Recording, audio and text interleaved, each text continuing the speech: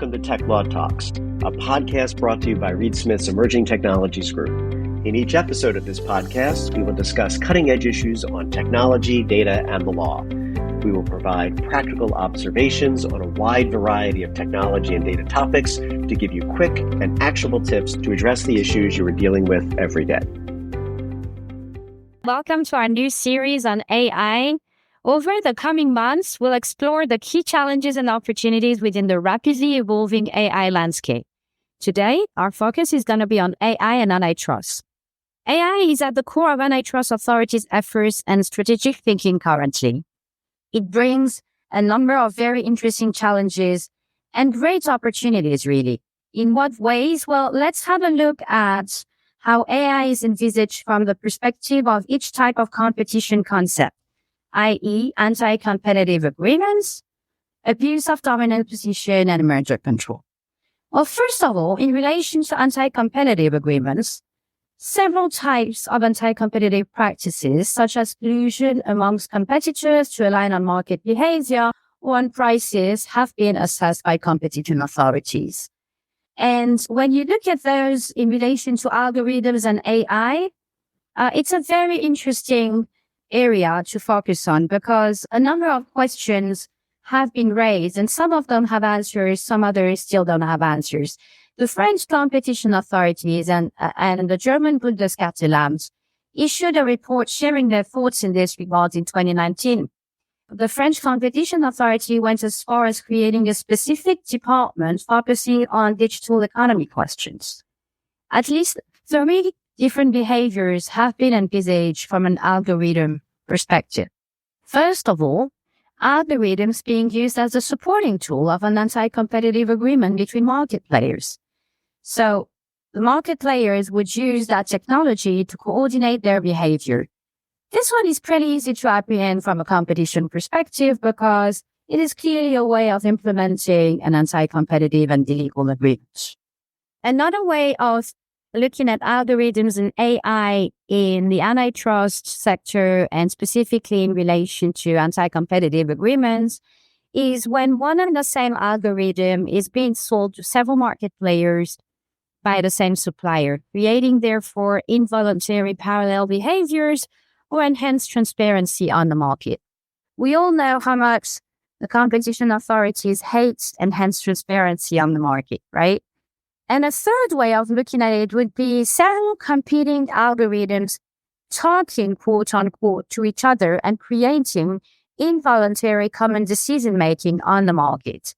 Well, the latter 2 categories are more difficult to assess from a competition perspective because obviously we lack one essential element of an anti-competitive agreement, which is, well, the agreement.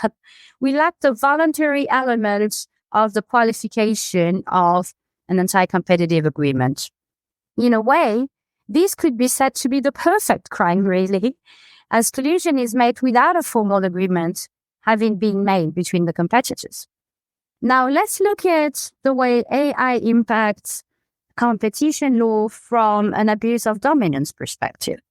In March 2024, the French Competition Authority issued its full decision against Google in the publishers' related rights case, whereby it fined again Google for 250 million euros for failing to comply with some of its commitments that had been made binding by its decision of 21st June 2022. The FCA considered that BARD, the artificial intelligence service launched by Google in July 2023, raises several issues. One, it says that Google should have informed editors and press agencies of the use of their contents by its service BARD in application of its obligation of transparency, which it had committed to in the previous French Competition Authority decision.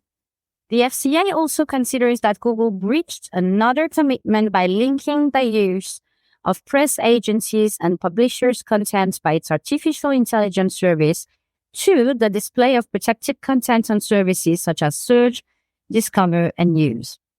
Now, what is this telling us about how the competition authorities look at abuse of dominance from an AI perspective? Well, interestingly, what it's telling us is something it's been telling us for a while when it comes to abuse of dominance, and particularly in the digital world. These behaviors have even been so much at the core of the competition authorities' concerns that they've become part of the new Digital Markets Act. And this DMA now imposes obligations regarding the use of data collected by gatekeepers through their different services, as well as interoperability obligations.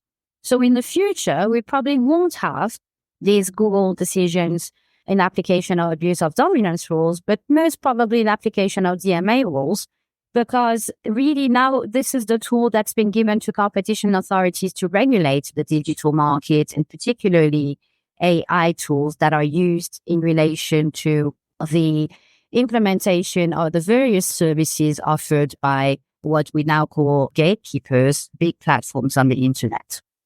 Now, thirdly, the last concept of competition law that I wanted to touch upon today is merger control. What impact does AI have on merger control? And how is merger control used by competition authorities to regulate, review, and make sure that the AI world and the digital world function properly from a competition perspective? Well, in this regard, the generative AI sector is attracting increasing interest from investors and from competition authorities, obviously, as evidenced by the discussions around the investments made by Microsoft in OpenAI and by Amazon and Google in Anthropic, which is a startup rival to OpenAI. So the European Commission considered that there was no ground to investigate the $13 billion investment of Microsoft in OpenAI because it did not fall under the classic conception of merger control. But equally, the Commission is willing to ensure that it does not become a way for gatekeepers to bypass merger controls. So interestingly, there is a concern that the new way of investing in these tools would not be considered as a merger under the strict definition of what a merger is in the merger control conception of things. But somehow, once a company has been investing so much money in another one, it is difficult to think that it won't have any form of control over its behavior in the future. Therefore, the authorities are thinking of different ways of apprehending those kind of investments. The French Competition Authority, for instance, announced that it will examine these types of investments in its advisory role, and if necessary, it will make recommendations to better address the potential harmful effects of those operations. A number of acquisitions of minority stakes in the digital sector are also under close scrutiny by several competition authorities. So again, we're thinking of situations which would not give control in the sense of merger control rules currently, but that still will be considered as having an effect on the behavior and the structure of those companies on the market in the future. Interestingly, the DMA, the Digital Markets Act, also has a part to play in the regulation of AI-related transactions on the market. For instance, merger control of acquisitions by gatekeepers of tech companies is reinforced.